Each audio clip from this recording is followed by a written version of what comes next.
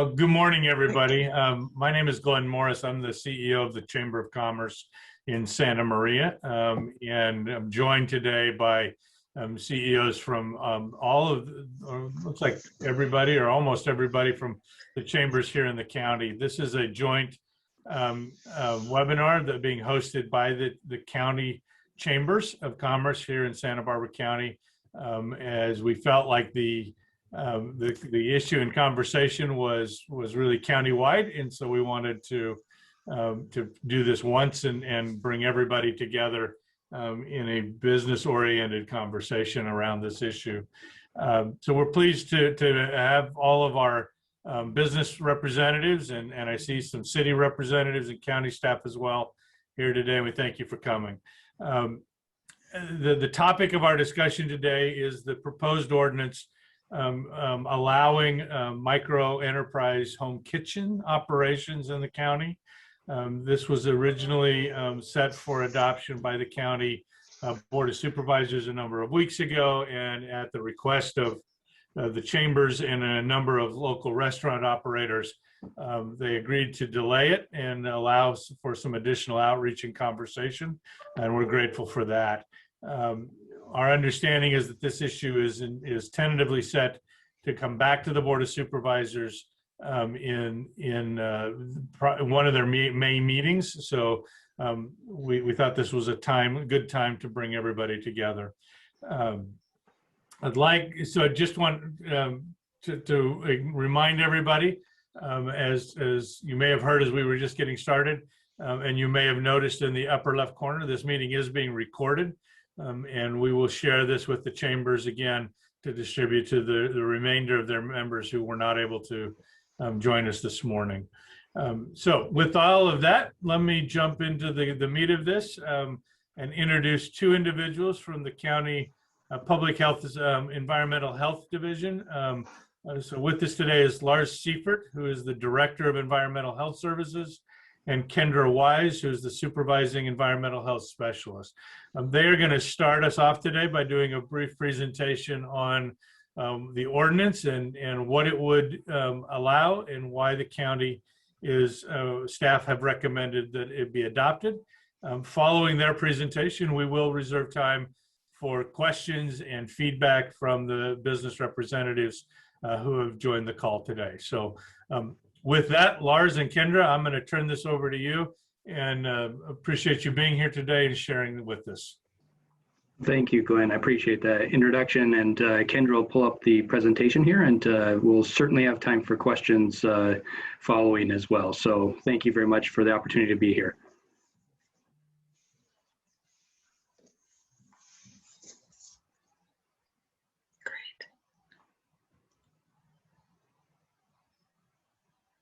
Okay, I had to unmute myself. I just changed everything on my screen. Good morning, everybody. Lars, do you want me to just go ahead and go into it? Yeah, okay. So thank you very much for the invitation to join all of you here today. My name is Kendra Wise, and as was mentioned, I'm one of the food program supervisors for Environmental Health Services. I'm based in the Santa Barbara office. The Santa Barbara County Board of Supervisors is currently considering an ordinance that would allow microenterprise home kitchen operations throughout Santa Barbara County, including inside the city limits of all cities in the county. Our department is conducting outreach to the community as part of the hearing process for this ordinance. Today, we're going to give some information about MHKOs, microenterprise home kitchen operations, and discuss where we are in the process. We'll also have time at the end of the presentation for questions. So what is a MHKO? A MHKO is a restricted home-based food business where local entrepreneurs can use their home kitchens to make small quantities of food for direct sale to other community members. MHKOs allow individuals to start a micro home-based food business without making the leap to a brick and mortar commercial kitchen right away.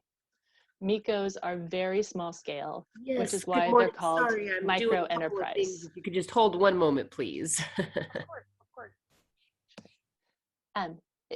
If everybody would, there we go, thank you.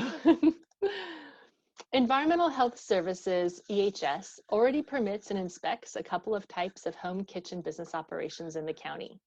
Cottage food operations, which are known as CFOs, are able to prepare some types of foods for off-site consumption. They are limited to low-risk items like some baked goods and candies that don't require refrigeration. Several CFO operators have graduated to commercial retail or wholesale business models after achieving success as a CFO. In addition, we issue permits to bed and breakfasts and agricultural homestays, which provide full service on-site dining for their guests as part of their transient occupancy business. If the Santa Barbara County Board of Supervisors approves MHKOs, it would provide additional home-based food business opportunities for county residents.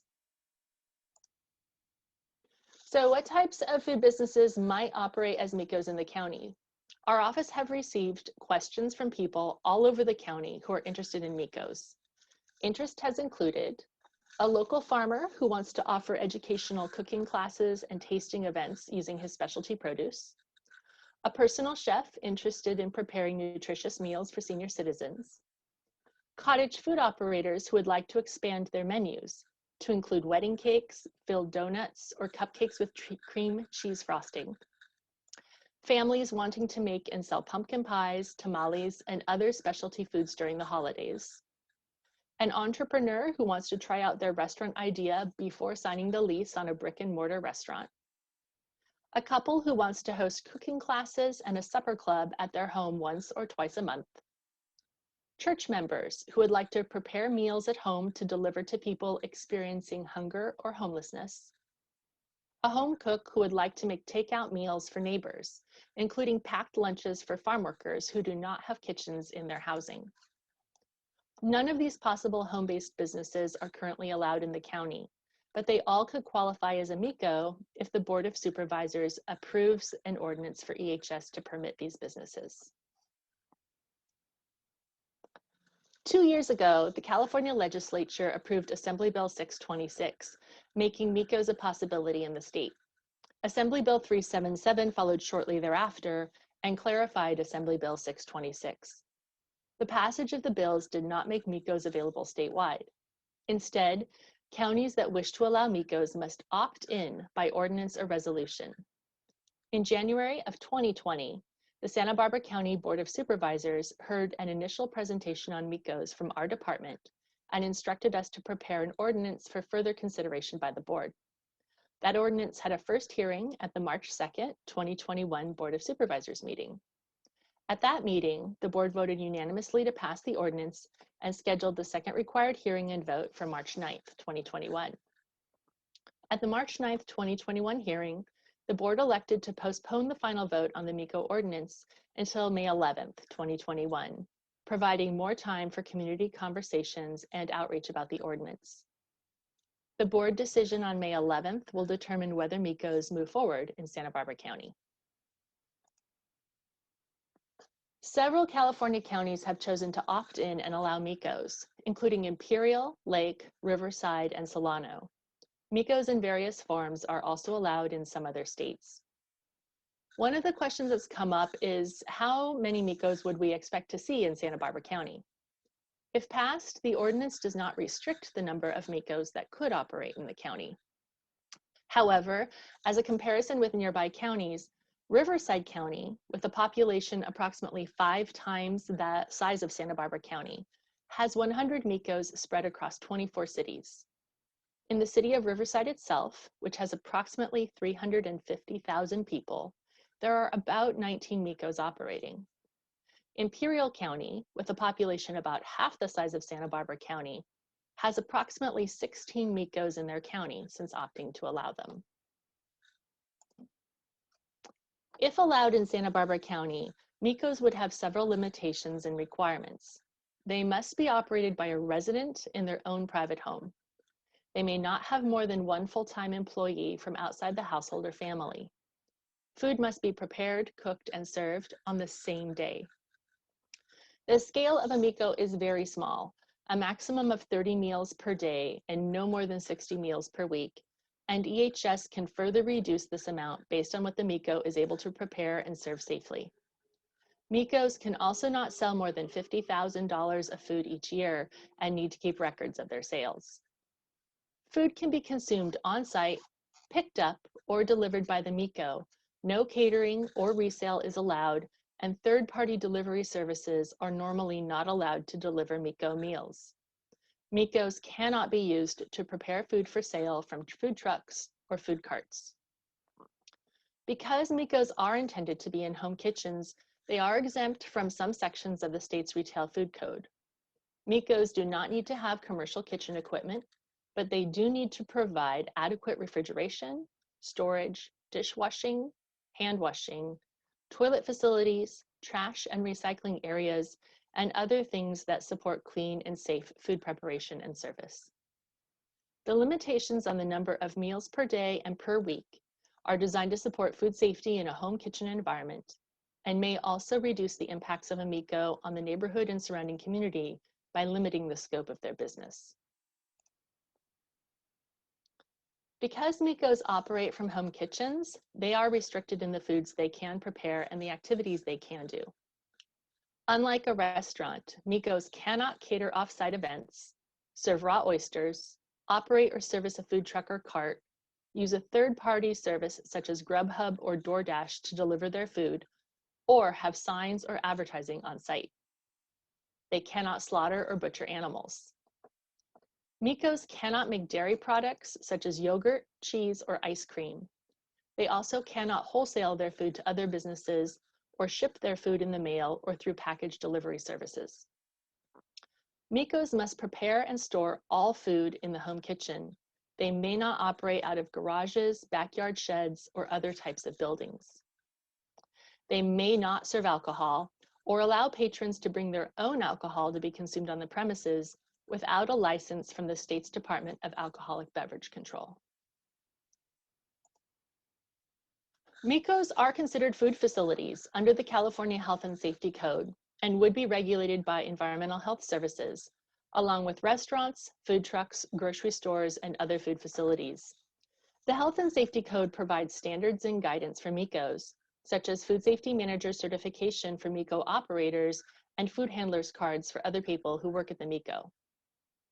MHKOs would be inspected annually by EHS, and more frequent inspections could happen if there are complaints or concerns about food safety, foodborne illness, or other violations at the MHKO. There are penalties and consequences for MHKO operators who do not comply with the law, including possible loss of their health permit and closure of their business. The MHKO law is clear that MHKOs are considered a residential use for purposes of a city or county's building, planning, and zoning requirements. This means that they can operate in areas zoned as residential and do not need to meet the building or planning code requirements for businesses. A city or county may not impose any restrictions on a MHKO in a residential dwelling. However, MHKO operators must still abide by nuisance ordinances, such as noise, parking, trash, etc., and cities and counties may continue to enforce those ordinances. EHS can also conduct additional inspections in response to complaints. These do not necessarily need to be scheduled inspections. Let's talk about fees. EHS is a fee-for-service agency. We collect fees from our regulated businesses and activities to support our regulatory programs. EHS fees are approved by the Santa Barbara County Board of Supervisors. We expect that MHKOs will take approximately the same amount of time to inspect as a full-service restaurant of a similar size and have proposed our initial MHKO fee accordingly. It would be $391 per year. EHS regularly reviews fees to help make sure that they accurately reflect the ongoing costs of each program. Before MHKO could apply for a health permit to operate, the home would need to go through the EHS plan check process. During this process, EHS would evaluate the MHKO's standard operating procedures, menu, and home kitchen, and make sure that it would be able to operate safely and in compliance with the law. An initial inspection is part of this plan check process. Parts of a MHKO that would be inspected by EHS include the food preparation and storage areas, the toilet areas used by operators and guests, any outdoor barbecue areas, and trash or recycling storage areas. The areas of the private residence that are not part of the MHKO would not be inspected by EHS. EHS is aware that there are sales of homemade food currently occurring in the county. There are a range of unpermitted operations selling different types of food. Some of the foods we've seen include barbecue, sandwiches, packed lunches, tamales, soups and stews, and desserts such as pumpkin pie or cakes with cream or custard fillings. Permitting MHKOs in Santa Barbara County would allow EHS to help provide food safety education and support to microscale food operators in our community, and would allow these businesses to get a health permit and operate legally. There are potential benefits for MHKOs for both the community and individual MHKO operators. MHKOs could help provide opportunities for increased food safety education and oversight for home-based cooks through regular EHS inspections and coaching and the required food safety certification that each MHKO has to have for their workers. MHKOs provide a path to compliance and increased business opportunities for micro entrepreneurs who may lack access to capital or face other barriers to entry into the formal economy, such as child or elder care responsibilities. EHS has seen with our cottage food program that Microenterprise allows entrepreneurs to legally explore and expand their businesses, and we anticipate that this would be the case for MHKOs as well. MHKOs could also provide increased access to healthy food for their community, such as for individuals who live in housing without cooking options nearby grocery stores or restaurants. Because MHKO operators can also deliver their food, those individuals in the county who make food to give to persons experiencing homelessness or hunger could do so legally from their home kitchen and could also help provide food for their neighborhoods during emergencies. So where are we in the MHKO process? In early March, the Board of Supervisors heard the proposed ordinance at 2 public hearings. Based on testimony and comments received during the second hearing, the board requested that EHS conduct additional outreach to answer community questions before a final vote on the MHKO ordinance on May 11th. At the May 11th hearing, there will be an opportunity for individuals and organizations who wish to provide comments about MHKOs to do so. The Board of Supervisors will then vote on whether or not to allow MHKOs in the county. EHS will send an email out to our MHKO mailing list once the board hearing is scheduled. Public documents are normally provided on the board's website about a week before the hearing. The website also has additional information about how interested parties can participate in the hearing process. If you would like to be included on our MHKO mailing list, you can send an email to kendra.wise@sbcphd.org. This email will also be provided later in the presentation. Thank you very much for your time today. We're happy to answer any questions you might have, and I do have one more slide with my contact information on that I can post after the question session. Kendra, thank you. Appreciate that update. And so at this point, we'd like to open up the conversation to the attendees to ask questions or provide feedback. To do that, Courtney Ebert from the Santa Barbara South Coast Chamber is going to facilitate our Q&A session. We would ask that if you have a comment to make or a question you'd like to pose, if you would use the raise hand feature that is associated with the Zoom program, that will allow her to identify who's on the list, and she can call on you. At that point, you'll be able to unmute and pose your question or make your comment. So, Kendra, why don't we, just to make it easier for folks to see each other, why don't we take down the slide for just a moment, and Courtney will guide us through a Q&A conversation. Yeah. So right now I'm not seeing any raised hands, but is someone, all right. Terry, would you like to go first? Yes, I have quite a few questions regarding this. I understand that they're able to serve from home. Is this correct? Yes. Yes, I Terry. don't know who I'm looking at. On-site consumption is allowed at MHKOs, and they can also do delivery and takeout. Okay, so that being said, I have a raised concern due to already some input that was coming from even one of my employees who went to go and pick up some food from a certain place that they literally have their home like a restaurant. They have like an outdoor patio, and the ones serving are children. So for me, my concern is child labor. You know, where does this fall in along with that? I understand if it's family, that's great. But as far as like the labor laws, where does that, you know, fit in? Mhm. So oh, go ahead. No, you go ahead. Oh, okay. So it's our understanding that MHKOs are not exempt from existing labor laws. They have to follow current California and federal labor laws. And so if our staff, as in any case, when our staff is out in the field, if we are observing things that we think may be in violation of laws that we do not directly regulate, we would refer to the appropriate agency for follow-up. Okay. Another one is, how does the county control what one MHKO's client does? Because I do know, and I am aware that there are many that are, even though that alcohol is not included in this, they are still doing it. They're not going to obey that law, because why not? I mean, they're already being allowed to serve at their home. They're already allowed to do this. And I know of many other people that have been doing this from the get-go, where they even put booths in their home, you know, and I just, as a business owner, I don't find this being fair or practical, or even playing fair along the lines of what we're very restricted on things that we can do. Clearly, we are serving way more people, but at the same time, it just doesn't sit well with me, you know, or, you know, a lot of us. So how is that control going to be?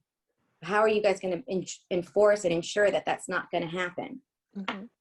So the question that I'm hearing you ask is I'm hearing a question about alcohol beverages, right? Yes. So the ABC regulates the sale of alcoholic beverages in California. We would, of course, if we observed violations of the ABC, or if we saw, just like we do in a restaurant, if we see a facility, currently if we are out in the field and we see a restaurant that is serving alcohol and they do not have an ABC license, or we believe they are serving alcohol in violation of their ABC license, we refer that to the ABC for follow-up. We would do the same for MHKOs. And a large part of our conversation with MHKOs is going to be education, right? We know that this will be a novel approach for many operators. And our job is to help them understand what they need to do to operate in a way that complies with the law. That will be also a conversation about alcoholic beverage service, and say, you know, you cannot serve alcohol, and people cannot bring their own alcohol to drink at your property while you're operating as a MHKO unless you have an ABC license. And then if we do receive complaints of alcoholic beverage service, or we observe it, we then refer to ABC for follow-up. So that is part of our existing standard operating practice, and we have referred restaurants to ABC for violations or suspected violations of ABC rules and regulations. And then just to be clear, you know, MHKOs aren't currently operating in the county, so people that are serving food from their home are doing so without a health permit, right? They're currently not allowed. And so that would be another, and you know, so we haven't had an opportunity to have conversations with them about what is allowed, because it's just not allowed, you know, so they're not regulated. Right. And Okay. just to add on to that, this is Lars Seifert. Also, Terry, the ABC has some microenterprise home kitchen operation frequently asked questions on their website. It's actually a very good resource, and it walks through all the ABC licensing requirements that would be applicable for MHKOs or a home that was interested in obtaining a license. Okay. One thing we do have, we have conferred with Imperial County and Riverside County, and their implementation, they were kind of early adopters of this in those counties for the last couple of years. They currently do not have MHKOs that have ABC licenses that they're aware of. There was one in Imperial County that was in the process of trying to obtain an ABC license. So it's from what we understand, not commonly something that they've been able to get ABC licenses for to serve alcohol on site. Okay. Good to know. As far as like the checking of, do they have to submit their times of when they're going to be running their operations?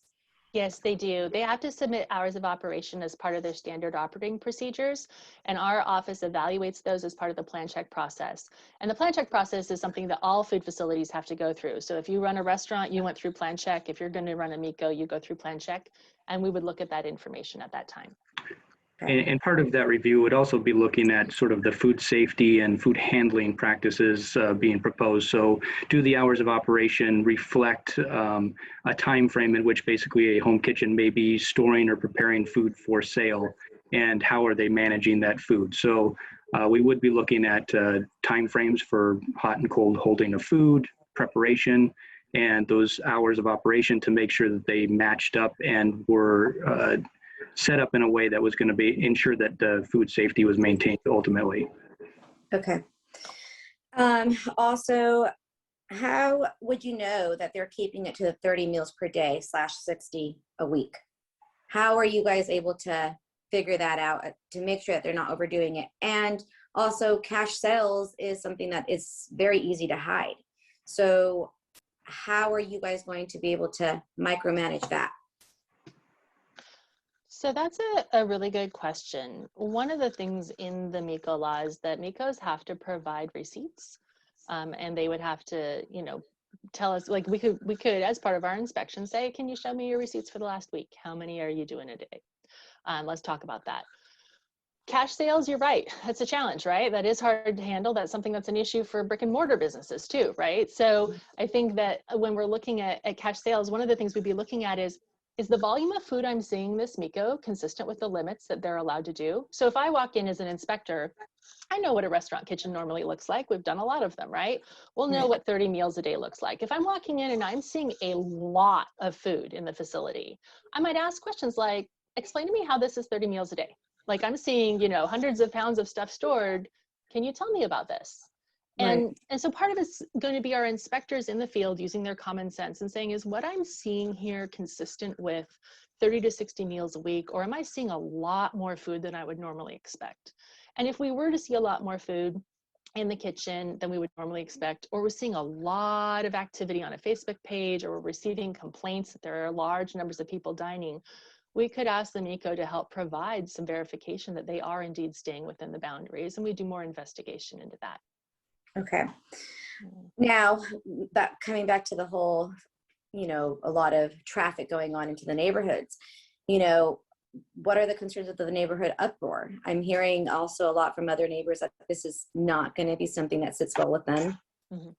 Parking, I hear you say that they would have to be under the same, you know, restrictions and everything about nuisance, but what is that? What does that entail? You know, already you see a lot of neighborhoods that are loaded with cars because they have like multiple families living in one home.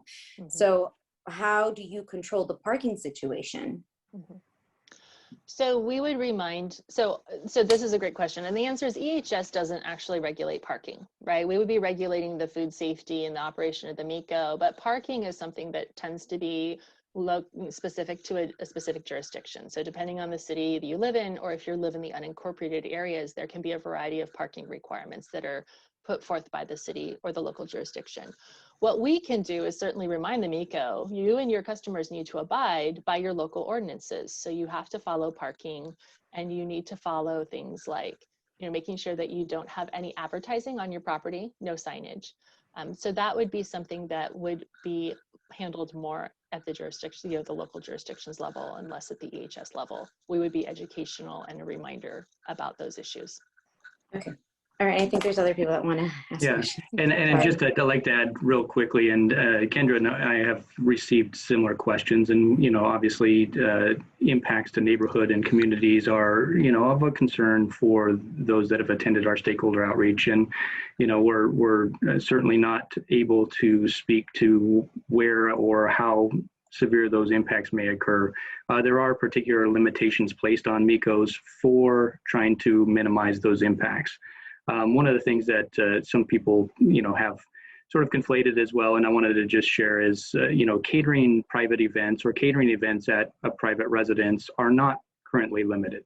So oftentimes we see also a third-party caterer who may be permitted through a health, through our agency, be able to cater a meal or a backyard function or a regular backyard function parties, gatherings, things like that. So, this basically, when that occurs, is really outside of the framework of what we're talking about for microenterprise home kitchen operations. So, sometimes, we see these neighborhood impacts occur.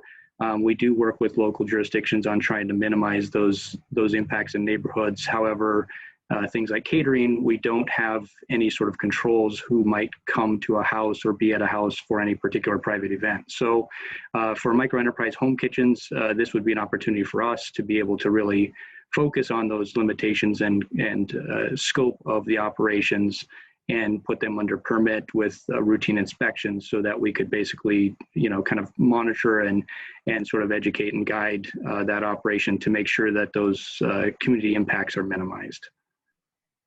Great, thank you. So next we have Mark and then Lacey. Mark, what's your question? Thank you. I'm a member of the Solvang City Council, so a lot of these questions have to do with what's the impact on the city. Is there any, several questions, are there any taxes, sales taxes collected from these? Does the city get any part of that? I've already heard that now it's city parking restrictions that would have to be in place to prevent parking problems. Is there any code enforcement that we're supposed to do on these MHKOs? Those kind of questions is what comes to my mind. So welcome, Mark. So the first one about taxes, we are not aware of anything in the law as written that exempts MHKOs from paying the same taxes that other businesses would need to pay. So it's our understanding that a MHKO would need to pay sales tax, for example, on taxable food sales, just like a restaurant would. So in terms of those, we're not aware of any tax exemptions for MHKOs as currently written in the state law or in the local ordinance. Regarding code enforcement, our office is the permitting and enforcement agency for all food facilities in the county. So we currently work countywide, right, in every jurisdiction to enforce and permit food facilities. MHKOs would fall under our jurisdiction for those purposes. We are, we don't require code enforcement. Like we don't have any requirements for code enforcement, right?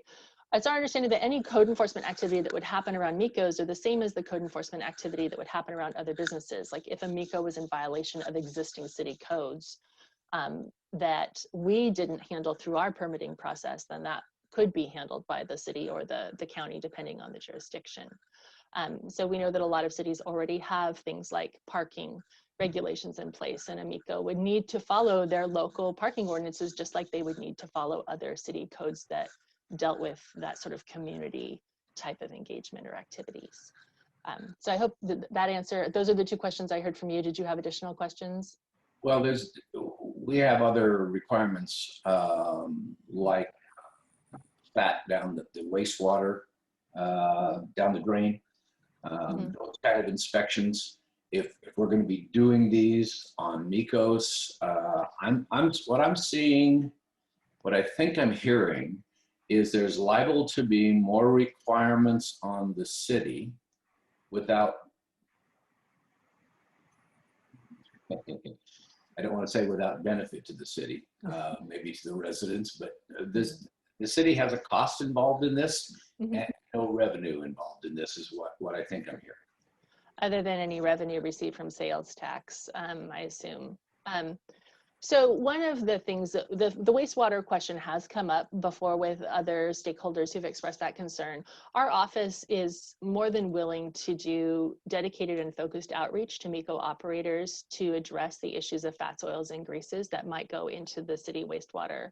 And part of that too is self-interest for the MHKO operator. I mean, I moved into a house where people hadn't paid attention to the fats, oils, and greases in the drains, and it backed up, right? And so as a person who lived in the house, the MHKO operator lives in their home, and turns out that putting fats, oils, and greases down your drain ends up usually causing problems for your home as well as for the city municipality. So there's a vested interest that I can see for a MHKO operator wanting to keep those things out of the wastewater stream, just out of their own self-interest. And we would actually help them understand, what are fats, oils, and greases? Why is putting them down the drain a problem? What are your alternatives? How can you responsibly manage that particular waste product? That's something we can do as an education we recognize that is not the same necessarily as what the city wastewater teams might do, but we recognize that that is something that we're able to help educate on, and we'd be happy to do that as part of our permitting process. Thank you. You're welcome. Let's go to Lacey, and then we'll go to Ron, and then to Jason. Lacey? Okay, I have several questions too. So first, how many bed and breakfast and ag homestays are in the county? Oh, Lacey, that's a really good question, and it's not an answer that I have right off the top of my head. We could get back to you on that. It tends to be a relatively small proportion of our permitted facilities, but you know, we're looking at, you know, I think close to 3,000 permitted food facilities in the county total overall, right, including everything. So And that includes the CFOs, or are you? Mhm. Okay, Yeah. and restaurants, or like you're just saying just Yeah. So okay. so food facilities are a huge range of things, right? It's from like a farmer's market is a food facility, a grocery store is a food facility, a school is a food facility, you know, a restaurant is a food facility. Cottage food operators are actually not considered food facilities, interestingly enough, in the code. But we permit about, I think it's 3,000 or so food-based businesses in the county. Agricultural homestays and bed and breakfasts are a quite small portion of that. And it sort of, you know, ebbs and flows, some open, some close, but we do always have some permitted within the county at any given time. Okay, well, I'll just get to my concern, and that is, of the roughly 300 CFOs that you have permitted, you're saying that only roughly 40 of them get inspected each year. And it's my understanding with the CFOs that they're expected to be or they're subject to be inspected more than once a year, which to me implies that they should be inspected annually, which means 250 existing low risk CFOs are not inspected every year as they should be. So my concern is now you're opening this up to any number of MHKOs that are going to be serving high risk foods that you do not have the staff to inspect monthly or yearly. So my follow-up question would be, are these MHKOs going to take priority of inspection over the CFOs? So Lacey, I can answer probably both of those questions. And the first one is just a clarification of our cottage food operation program. So cottage food operations under state law have two categories. One is called a CFO A, where they just do direct sale, and one is a CFO B, where they can do direct sale to the consumer, but also indirect sale. Under state law, only CFO Bs may be inspected. So we have far fewer CFO Bs in the county, and we have far more CFO As. We do not inspect CFO As unless there's a complaint or a concern about, you know, a foodborne illness, which is why you're seeing those as not inspected, because that is not required by state law. Our CFO Bs are inspected usually on an annual basis, and we can inspect more frequently if there is, again, a concern or complaint about food safety. So regarding the staffing, one of the nice things about being a fee-for-service agency is that when we see a surge in a program that requires additional staff, we are often able to hire additional staff to cover that. And we do have capacity to inspect MHKOs up until a certain point with our existing staff. Whether or not they would receive priority over CFOs, when we need to prioritize inspections, we do tend to focus on higher risk facilities before lower risk facilities. So a food facility that has potentially hazardous food or feeds a lot of people gets inspected more often than a food facility that has lower risk food or doesn't feed as many people. And the way that I think about this in our normal world is that we tend to inspect large banquet kitchens before we inspect gas stations that are just selling prepackaged food and gum, right? Like that would make sense. Like, okay, well, this large banquet kitchen that serves a lot of high risk food and serves a lot of people should get time before like a gas station that has a health permit but maybe only serves chips and, you know, cold soda or packaged sandwiches in the cooler. And so with that respect, we would look at MHKOs in the total balance of all the food facilities that we inspect and make sure that they were inspected appropriately. And the state law provides at least an annual inspection for MHKOs. So pets and children. So Yeah. I mean, I get that these things are, you know, they'll be inspected in service, and I'm assuming these things shouldn't be around when I don't want to say children are as things, but you know what I mean. You know what I Sure. mean? Yeah, I understand. During production, but I mean, both are sources of bacteria. And so how do you expect to ensure that these don't linger bacteria outside of production times? Or, I mean, how do you, and you're only inspecting the areas in which consumers would essentially be visiting. So how do you know about the cleanliness of the entire home when it's all interacted? Yeah. So that's another great question. Kendra, let me just, Yeah. before we go on to this question too, I just wanted to add one thing to the other. One of the stipulations in the microenterprise home kitchen operation law is that there's an inspection done upon getting your health permit as well. So in addition to the routine inspection, there is actually an initial inspection that needs to occur before they will be able to start operating. So that's a little different than some of our other facilities and cottage food operations as well. So I just wanted to point that out. That was written into the law as a requirement for initiating or getting a permit to start a microenterprise home kitchen. So yeah. Thanks, Lars. And that would be part of our plan check process. So we would go out and do a site visit and see if the kitchen has any concerns that would would inform the number of meals or the types of foods that they could serve, right? So for example, if somebody has a little studio apartment and they have a 2-burner stove and no oven and a little mini fridge and they want to do meals for 30, we'd be like, no, that's not, tell us how you're going to feed 30 people with this safely. So that would be a conversation we would have. Regarding pets and children. So obviously, these are family homes, right? So some of these are family homes, right? And so pets and children are a possibility. While people may have pets and children and operate a MHKO, the pets and the children may not be in the MHKO during hours of operation. So that's the first one is we would ask in the standard operating procedures and we'd have a candid conversation with the operator. If you have pets or you have children, how are you going to ensure that they are not in the kitchen or the food storage and prep areas during the MHKO's hours of operation?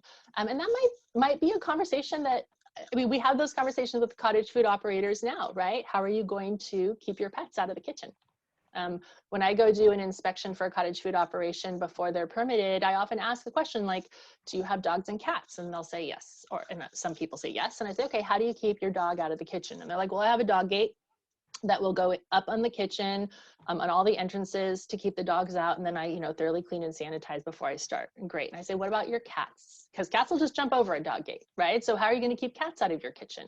What's your strategy there? And so we've had some folks who have ended up, making a cat room in their house where they put the cats when they're operating and they close the door so that the cats can't leave a specific place, for example, right? So we would have those conversations. How do you actually plan to do this? What if one of your children really needs you while you're working in the MHKO? How do you plan to manage that? And so that would be a conversation we would have. And then the other thing is, how do we make sure that it's clean? So we would expect that the MHKO, just like any food facility, that everything in it be thoroughly cleaned and sanitized before food service commences. So if I'm in a commercial kitchen, before a chef starts working on a prep table or working on a cook line, they need to wash their hands and they need to sanitize their utensils and sanitize their work surfaces. We would expect the same of a MHKO, and we would ask them what their strategy is for doing that. How are you going to clean and sanitize your kitchen before you start work as a microenterprise home kitchen operation, like before the MHKO goes into operation each day or once a week or whatever their schedule is? And we would talk strategies for them to do that.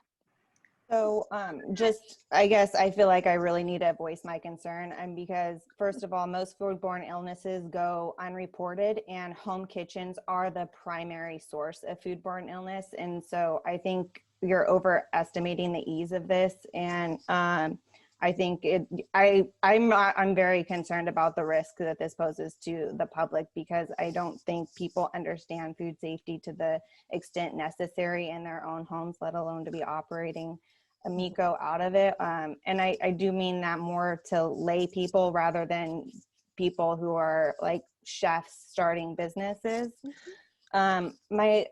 So just wanted to express my concern there, but also my last question is traceability, because most restaurants get their produce from a distributor who can trace it back and back and back and back. So say somebody does get ill, what sort of traceability are they going to have to require if they're just buying it from their local grocery store and then throwing away all the packaging? Now you're putting the consumer more at risk because they have no way to detect how the cause or the source.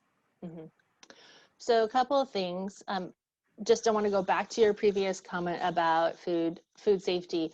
A MHKO operator has to have a food protection manager certificate, just like a restaurant operator does. And everybody who works in a MHKO and handles food or utensils also has to take and pass food handlers courses.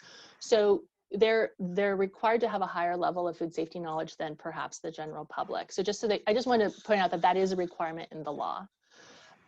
Regarding traceability, MHKOs still have to buy food from an approved source, right? So right now, restaurateurs can go to Costco and buy food, and they do, or they could go to Smart & Final and buy food, and they do. They buy from grocery stores as well. And I realize that many restaurants buy through distributors, right? But they also buy directly from farmers. They buy from smaller specialty produce as well, and they can buy from grocery stores. MHKOs can use the same strategies, and as a business could buy from a distributor if they so wished and the quantities made sense for MHKO. We would ask questions like, as part of if there is a foodborne illness outbreak for a food facility, one of the questions that our staff always asks is, for this particular item that was made, please show me where the food came from, and then we walk through every step that the food goes through in preparation before it's served to the client. That wouldn't change for MHKO. It would be the same process. And we would expect MHKOs to be able to provide documentation about where they acquired their food and what they acquired. Thank you, Lacey. And I know we have a lot of questions. Let's move on to Ron and then Jason. All right. Well, thank you all for asking those questions. Some of my questions got answered, which is excellent. So I teach culinary arts at Hancock College, and I also administer the exam for food safety manager.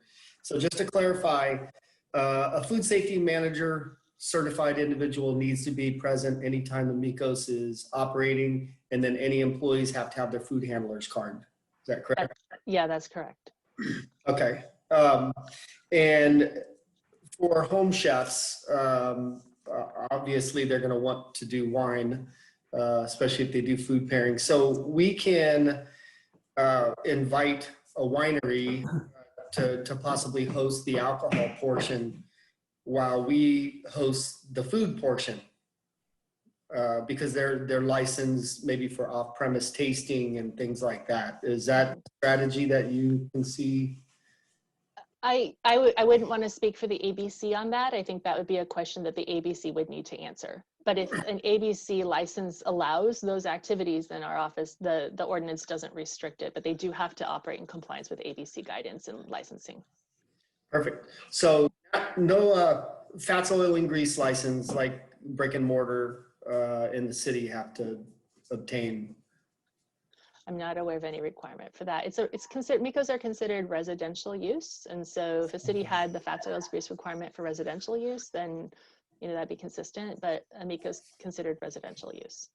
Okay. And you guys real quick, Ron, as well. I mean, I just want to point out, we do have some similar questions that come up with our cottage food operations as well, because they're home-based.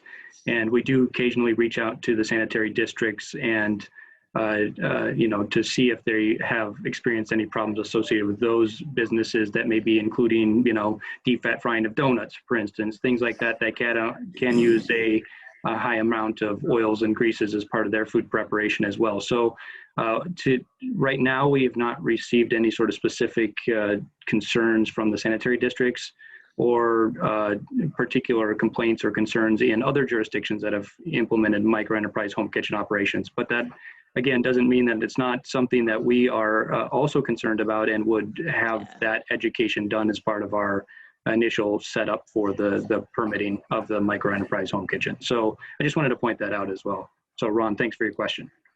Okay, and then my last question, because I have a lot of students that are interested in maybe starting off with the MHKOs. They would still be responsible for any applicable insurance, workers' comp, things like that, but you don't inspect that aspect.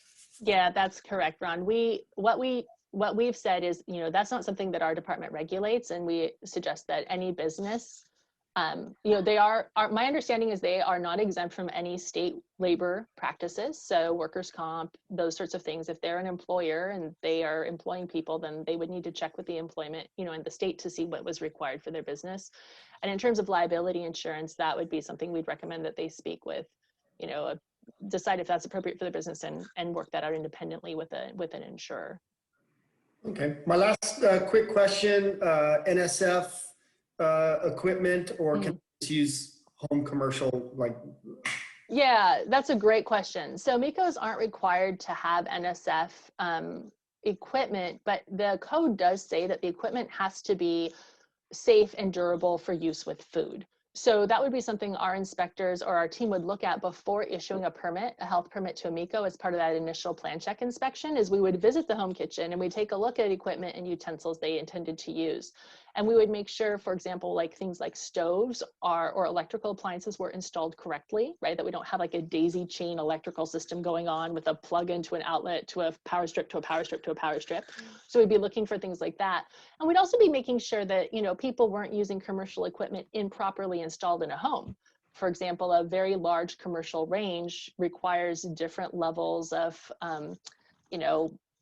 walls and hoods than a home range. And so if I walked into a potential MHKO and saw a very large commercial range in the kitchen, I might ask a question about, did you have this, is this installed in accordance with the building department's requirements for residents?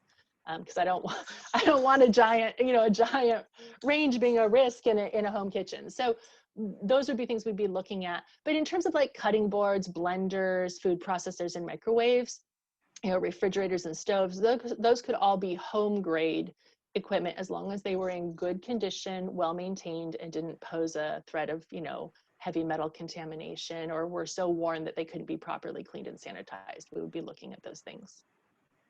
All right. Thank you all very much. This really helps to eliminate some of the false information that gets out when something like this comes before the Board of Supervisors. So I'll do my part just to share what I've heard. I think it's going to be, if it does pass, the biggest hurdle is going to be education and enforcement, because it's going to be lots of work to do. So good luck. Yeah, thank you. And that is something that we're planning, that we have talked about as a department, because we realize when you roll out a new program, there's a lot of education involved, right? And there's a lot of an initial, as you said, sometimes folks hear one thing on the radio and it's not actually what is the case. And so we really are thinking about, if the board passes this ordinance, how do we make sure that we reach out appropriately to our community and help them understand what the requirements are so that we're able to smoothly roll this out. And along with that, what is allowed under a MHKO and what is not, because we do have inquiries that, they like to rush in and set up, a full-scale restaurant and unlimited capacity, and we say, no, that's not part of this. And so, there's some education on what would be allowed under permit with a microenterprise home kitchen as well. Yeah, this is micro. Let's go to Jason Rodriguez, and then chef's pick of the day, and then Alice. I know we are running short on time, but let's try to get those three in. Hi, ladies. Thank you, ladies and gentlemen. And Kendra, thank you so much for all your efforts, especially in the last year. You guys have done an amazing job, you and your entire department. So thank you for that. And thanks for hosting this as well. My name is Jason Rodriguez. My wife and I own the food liaison here in Carpinteria. We've gone through our growing pains and had, as all of us have, who own restaurants and catering companies, the challenges financially and everything that comes with opening a restaurant, those decisions involved in doing so.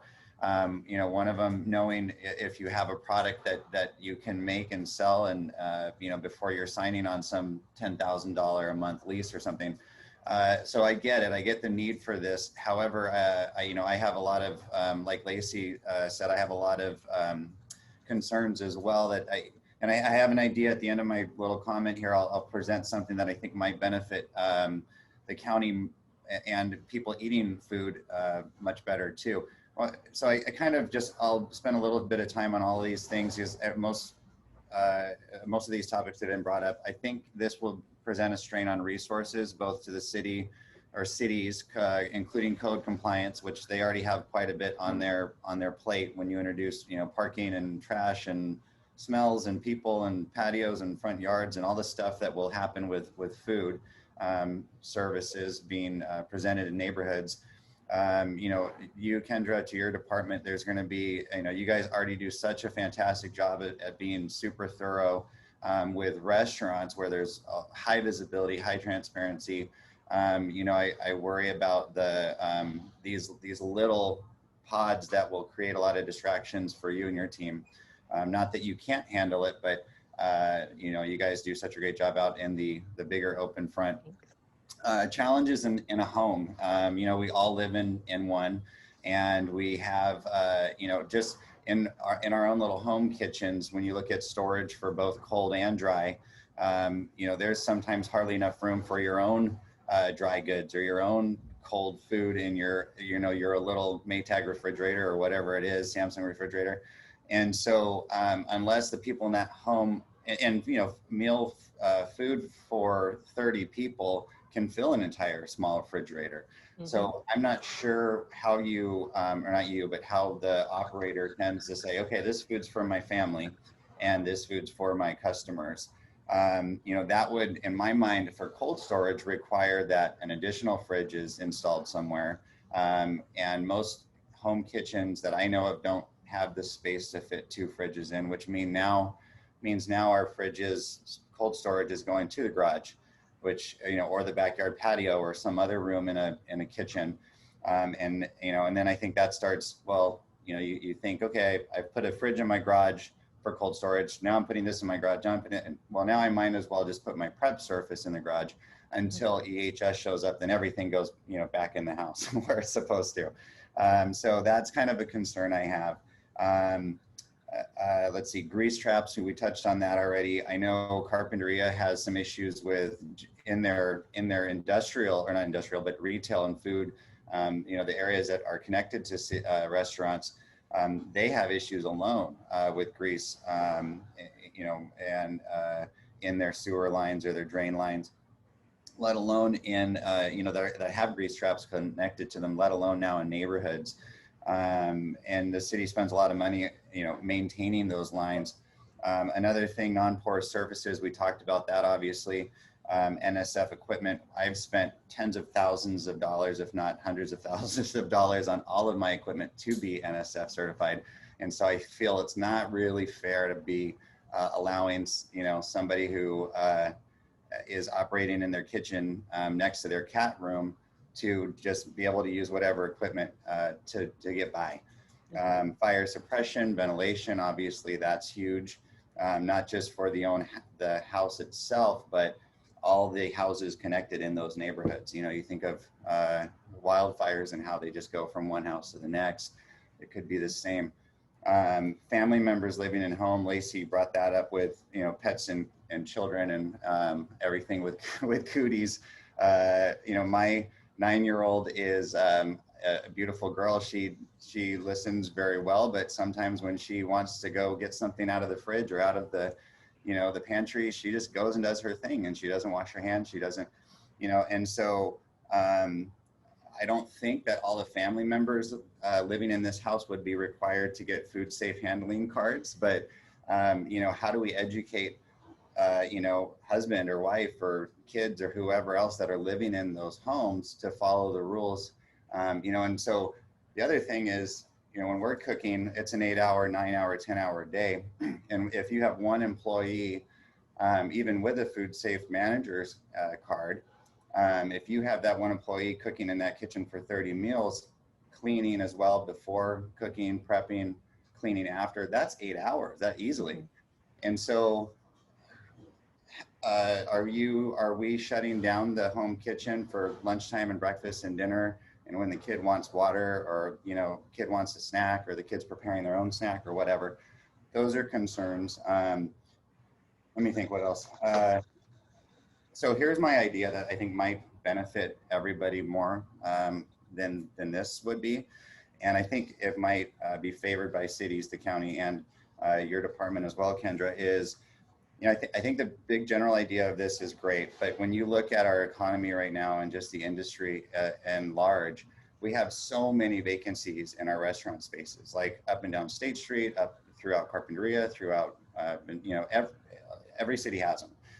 And these restaurant spaces, for the most part, still have all their equipment in them. They're just empty spaces that are not being utilized. So what I was thinking when I'm hearing all of these different comments is, what if the county were to invest in those spaces and host them at a really reasonable hourly rate as a community kitchen type of a space, and rent these out to these people who can't afford to do the brick and mortar and sign a lease for their own use in one building. But, we set up those rotations, we set up these shifts, we bring in, I bet you Ron at Hancock College can have a whole bunch of his students who would be eager to jump on this.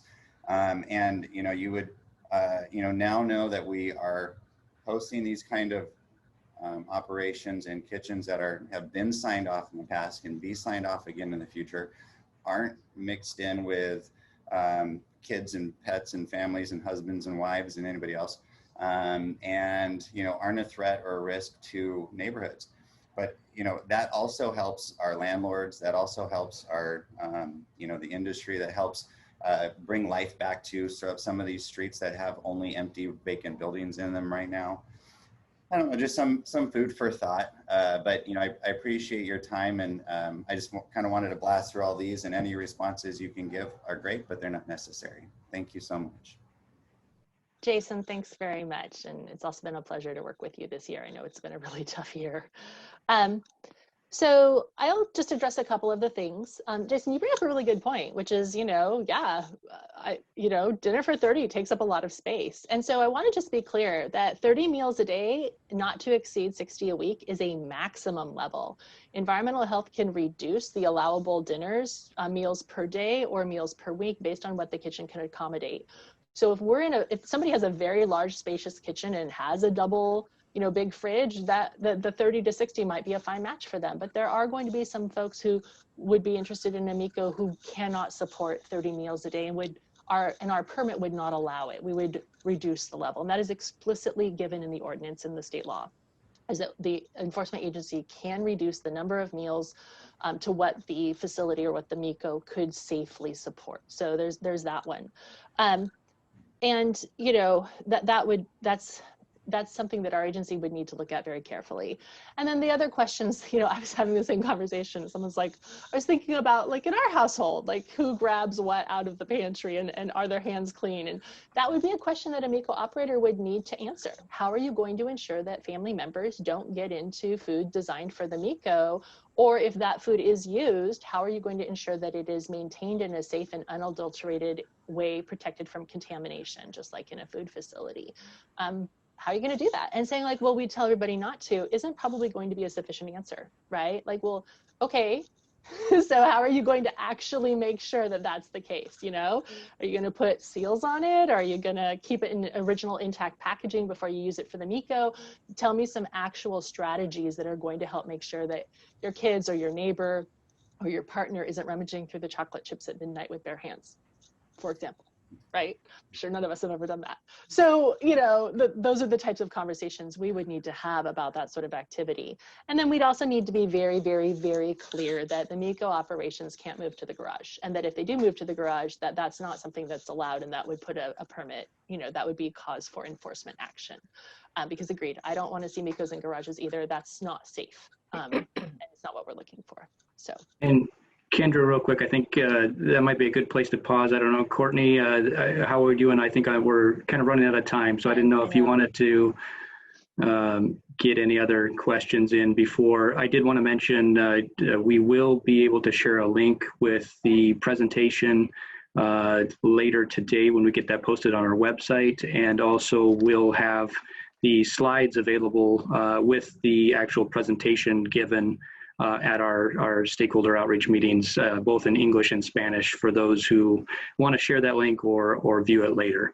I did also want to mention, I do have also with us today, Dr. Del Reynoso, our Public Health Director, is on the line, as well as Paige Batson, our Community Health Division Deputy Director, who oversees disease control and a lot of other things, including environmental health. So both, I did want to just acknowledge their presence today as well. And I don't know, Dr. Del Reynoso, if you had any comments you'd like to add before. Yeah, just a really quick, I know we're running out of time. I really appreciate all the conversations that we're having. I appreciate the questions that you brought up. Just for the record, as a public health director, and we have had many of the similar concerns that were raised. And I do believe that the package that we have that has been approved by professionals, disease control experts, food experts, and we've really thought through them. But we really, I think, appreciate these questions because it just shows me that we need to do really better information distribution and engagement of our community. So really thanking everyone for bringing up these tough questions for us to go back to the board and be able to articulate additional information and data for your consideration. Lars, this is Alice Patino. I would like to make some, I won't take very long. You can have 1 minute, and then Chef's Pick of the Day will have 1 minute, and then we'll wrap up. We do need Thank you. And Alice, I just want, with that, I know we're short on time, but you are welcome to contact me directly at any point in time too, and we can, if you want to go into anything in more detail. No, I just want to comment to everyone that's here. I know you guys have used words like we want to remind the MHKOs that no advertising, and there are concerns, and there are restrictions to minimize impact, and all these things are very, very nice. But during the time when we've had our restaurants closing down, it seems so inappropriate, for one thing. This code compliance in the city is going to be taxed to go along with you guys as we do now. So if you don't think this is going to be an impact on our cities, that is really inaccurate. As far as taxes for our cities, I asked our city attorney. He said that's really iffy.